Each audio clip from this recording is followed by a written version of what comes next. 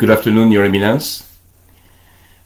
With the collapse of the Syrian government and its military, Israel has occupied part of the Mt Hermon that was until then in Syria. This has happened over the last few weeks. Mt Hermon, part of the Mt Hermon is in the Golan Heights, already occupied by Israel. And now Israel has further increased its occupation of Syrian territory in the area of the Mt Hermon. Let me ask you, in biblical terms, what is the significance of Mt Hermon? I may also add that Israeli Prime Minister Benjamin Netanyahu, announced that the Israeli military is not going to withdraw from the part of the Mt Hermon that they are currently occupying, the part that they added after the collapse of the Syrian military and government earlier this month. Well, Mt Hermon is, for one thing, it's the headwaters of the Jordan River. There are two springs that come, one from up the Golan Heights and one from an area in Lebanon, and merge there, and then the spring comes out at Mt Hermon also, and that forms the beginning of the Jordan River. That area is a part of a fault zone that runs from Mt Hermon at least all the way into Ethiopia and Kenya. The Dead Sea is part of that ancient fault zone that opened up as the Red Sea and then curved into North Africa. But aside from being the headwaters of the Jordan River, Mt Hermon, I think the first mention of it in Scripture was already in Deuteronomy, and I think 4:6, where it begins. They're talking about the conquest by the Hebrews of Mt Hermon. And I think, if I'm not mistaken, Deuteronomy 4:7 gives the local names for the mountain. But they're talking about conquering the five kings and annexing Mt Hermon to the state of what would become the state of Israel, the northern kingdom. And it was important, of course, aside from the fact that it was headwaters of the Jordan River. It was also a sacred site to many of the different peoples in that region. There once was a shrine on top of it for, they had the gods Sabaoth and the several names of God that were given in the Old Testament. One meant the God of the high place. We usually translate it as God in the highest, but it was the God of the high place. And Mt Hermon was the highest mountain in that region, so it became sacred. In fact, it's one of the few places where you find snow enough to have a ski resort, to actually ski there. Mt Hermon is also mentioned several times in the Psalms and in the Song of Solomon, one of the wisdom books. I think in the Psalms, Mt Hermon is called, it says the brotherhood is like the dew on Mt Hermon. And so it's always figured prominently in kind of the spiritual awareness of Israel, as well as the military strategic points. So the annexation of Mt Hermon is not terribly surprising, because there's this mythology that all the lands of King David have to be restored to Israel, and Israel become an empire again before the second coming of Christ. So the evangelical Protestants are fixated on this story, that Israel has to extend all the way to the Euphrates rivers before Christ can return, and to Damascus, although Damascus was never really part of David's kingdom. It was a tributary kingdom of its own, but sort of a client kingdom. So this mythology is very powerful, and it's notable that the Golan Heights have also been really annexed to Israel now. They're not going to return it to Syria at all. And the Mt Hermon, the little bit of area of Lebanon that's going to be annexed as well, just become permanent part of the state of Israel. And it bodes for future conflicts and the future, maybe even a future war over it. Israel has obtained actual control of the main source of water in Palestine and Jordan, between Palestine and Jordan. Now they completely control the Sea of Galilee and the headwaters of the Jordan River, and essentially the Jordan River itself, even though it forms part of the border between the West Bank and the Kingdom of Jordan. So we can see a little bit toward the future, we can see a water war taking place in that area. But the annexation of Mt Hermon would be something that would tickle the fancy of the evangelical Christian Zionists. And they will support Israel holding on to that land now, because it was significant in the Hebrew Scripture. And it's just, if Israel would want to hold it as a very strategic point militarily, and the Golan Heights as well. But when they first conquered the Golan Heights, Israel filled in with rubble all of the water wells on the Golan Heights and destroyed all the villages on the Golan Heights so that it couldn't be reoccupied by the Arabic people. And now the headwaters, the two springs that feed into the headwaters of the River Jordan, flowing from Mount Hermon. Matter of fact, many scholars who've actually followed the chronology of Christ believe that the Transfiguration would have taken place on Mount Hermon, just because of following the chronology of where Christ would have been at the time. That's neither here nor there, because it's the importance of it to the Jewish state that's important here.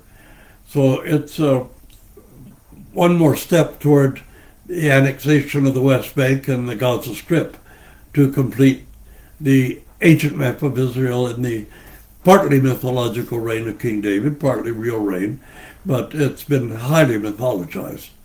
And so this is another step toward Israel annexing all the lands that were once upon a time claimed by Israel and Judea, the two kingdoms, and forming a unitary state out of Israel. And this is something that's very dangerous in geopolitical terms, and it's bound to cause more strife and terrorism and warfare. So that's really the context here that takes place. Syria's in no position right now to respond, but they will be. And when they are, they're likely going to want the Golan Heights back. And this is a prelude to more strife and more warfare. That's it. You mentioned the biblical Israel, the land of biblical Israel. Does that land extend beyond the Mt Hermon? The news said that the Israel military might be, according to the news, Israel might be up to 40 kilometers from Damascus. You mentioned that Damascus itself was more of a sort of small kingdom dominated under King David dominion. Does the biblical land extend beyond the Mt Hermon, further into Syria, and if so, how far? Almost mythologically, David was never the king of Israel. He was the king of Judea, and he'd conquered Israel, and Israel was part of his empire, and that would have extended to Mount Hermon. And in misunderstanding the geopolitics of the era of the age, they sometimes include the city of Damascus as part of David's empire. As part of the empire, Part of the empire. not just the dominion under the dominion of David, but as part of the empire. Yeah, it's part of the empire all the way to the Euphrates River, which is That really would be mythological. That would be in today's map. That would be where up to the way to the Well, Euphrates, a good part of Syria. a good part of Syria. The The Euphrates, southern part of Syria. the Euphrates goes how far into Syria? Flows into Iraq. So that would be But I don't the think majority Iraq was included in the mythological empire of David. all the way to the Euphrates. Yeah, all the way to the Euphrates. That's included or not included in David? Well, just to the river, and supposedly in the time of David and Solomon. So that would be in today's Syria. That would be about northeast Syria. Well, really be southeastern Syria, southwestern Syria, Okay. up to the border of Lebanon. Yeah. And that's something that the evangelical cult would like to see restored to Israel, so that they think that Jesus will be compelled to return when the Jews have all the lands of King David and rebuild the temple. They really think that they can compel Christ to return by forcibly fulfilling prophecies. But Damascus was only a client kingdom of King David. It was never actually part of his empire. And it was a petty little empire, so it's not, very much spoken of, and not very long lasting. There's a lot of mythology about the whole thing. In fact, Israel was never Jewish in ancient times because Judaism as a religion began around the year 500 in that era. Before that, both Israel and Judea were henotheistic and so polytheistic as well, because archaeology has told us that there were gods of the high places, tribal gods, city gods, town gods, household gods, right up until the time when the Israelite elite returned from Babylon under Cyrus the Great. And only then did Israel become a monotheistic state. So that's, we have to remember that the scripture was written by chroniclers, not historians. And the chronicler's duty was to aggrandize his own tribe, his own nation, his own king.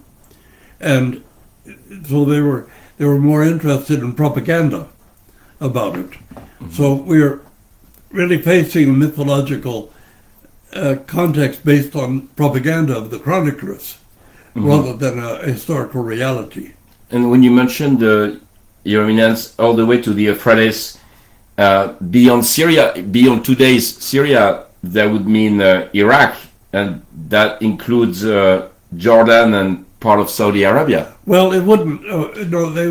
Their David's kingdom just went supposedly to the banks of the Euphrates River, but not beyond.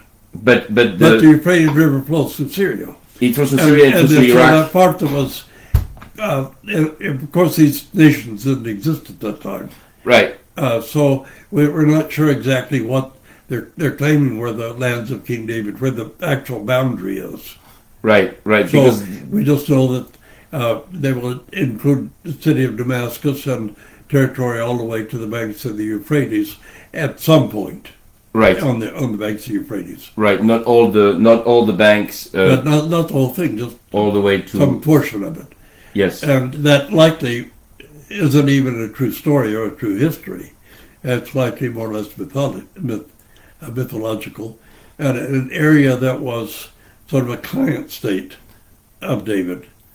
Yes. But the actual history of the time of David and Solomon is very nebulous. We don't know very much about it. We know mythologies about it. from the reading of the Bible, Yeah. does the mention of the land all the way to the Euphrates Yeah, that's scriptural. It's scriptural. But, yeah.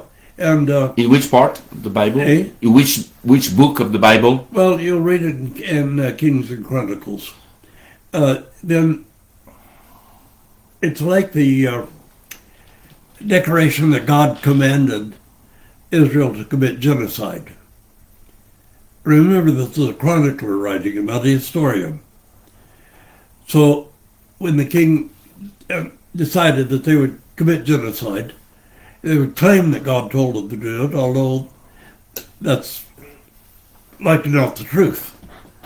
They wanted to claim that they were doing it with a just purpose. And so when we read the scripture and people get very upset, say, oh, God commanded genocide, even killing the animals. What did the animals do? And the babies. And, ripping the fetuses out of still living pregnant women and things like that. Well, that's horrible. God certainly didn't command things like that. But the chronicler wanted to justify it by saying that it was commanded by God. And also the misunderstanding about the kingdom of Judea and the kingdom of Israel. There was the kingdom of Israel vanished from the face of the earth when the Assyrians conquered it and exiled the elite and upper classes to who knows where, far countries. And then afterwards, but Judea was still a kingdom. Judea wasn't conquered. So today Zionists claim both Israel and Judea as their homeland, or claims. They'll talk about Israel. It's in a kind of mythological way, because the Hebrews were theoretically named by Israel by God through Jacob. Right. And but the two kingdoms were very seldom and for a very short time united. Right. And Israel vanished with the Assyrian invasion, and there was only Judea left. That's why the religion is called Judaism. Right. But for the Zionists, because it was founded, actually the religion of Judaism was put together more or less in Babylon during the exile. That's why there's so much influence of Zoroastrianism in it. Mm-hmm. And remember, when the Israelite elite came back from Babylon and started to impose monotheism, the people who had remained in Judea were very upset by it. There was a lot of strife and anger. But then the temple was rebuilt, and more or less a monotheism of Judea was established, but only after the return from Babylon was it actually monotheistic. But even the Ten Commandments is not monotheistic. Mm-hmm. The Ten Commandments is henotheistic. There are other gods, but you shall have no other gods before me, ahead of me. Mm-hmm. But of course there are other gods. It's henotheistic. Each nation had its own god. The Hebrews understood that each nation had its own god. Mm-hmm. Their god was going to be Yahweh. And the Ten Commandments doesn't say there are no other gods. Mm-hmm. It just says that you'll have no other gods ahead of me. Mm-hmm. That's one of the things that people seldom think about when they look at the Ten Commandments. And you'll notice that when people post the Ten Commandments on the walls of courthouses and whatnot, they shorten the 10th Commandment. Because the 10th Commandment, among other things, tells you not to covet your neighbor's slaves. It endorses slavery. The 10th one. The 10th Commandment endorses slavery. Mm-hmm. So they just say, thou shalt not covet. But what it really says, it names things you shouldn't covet of your neighbors. And that includes, don't covet your neighbor's slaves. Right. See? And so that's, it's problematic. We have too many mythologies. Mm-hmm. The Ten Commandments is most certainly not the foundation of our morality. There were whole complete law systems long before that included every element of the Ten Commandments. So I'd say Hammurabi is probably the founder of our the ancestry of our legal system, the ancestor of our moral system, would be Hammurabi. Why Hammurabi more than the Ten Commandments? Well, Hammurabi is 1,000 years before the Ten Commandments, and it and he had a very includes long law code, which included every element that appears in the Ten Commandments. And the Egyptians had the same laws Does long Hammurabi before the Hebrews existed. does Hammurabi include more than the Ten Commandments that we are still using today? Oh yes, yes, a Such great as deal more, yeah. such as what? Well, you could spell out adultery and what it consisted in, and murder and theft and doing damage to other people's property and More detailed. more detail. More detailed. But and the Egyptian law contained everything in the Ten Commandments, but vastly more. Like Right. not defiling temples or holy places and things. So the Ten Commandments more or less borrowed from Egyptian. Egyptian is a Legal whole. system. Hammurabi is about Well, it 10 would be 10,000. more from the Egyptian because the Hebrews had just come out of Egypt. How old is the Egyptian legal code that you mentioned? You know, the legal codes of every group that had come into village life. And that's about how Well, old even in China, they would have the same laws. But long the- before the the Egyptian- Hebrews existed. the Egyptian is about how old. Well, the Egyptians had a very lengthy law code. So, but how old is that? How old was the era? What year was the Egyptian? Well, the Egyptians were about 3000 BC. They And started Hammurabi- forming start forming their law code. And Hammurabi is about 10. Hammurabi is around 2000. And the Ten Commandments. The Ten Commandments would have been, you know, we can't figure it because there's some doubt whether the Exodus actually took place. But anyway, it Roughly. would have been around 1300. Okay. Thank you, Your Eminence. Yeah. Thank you.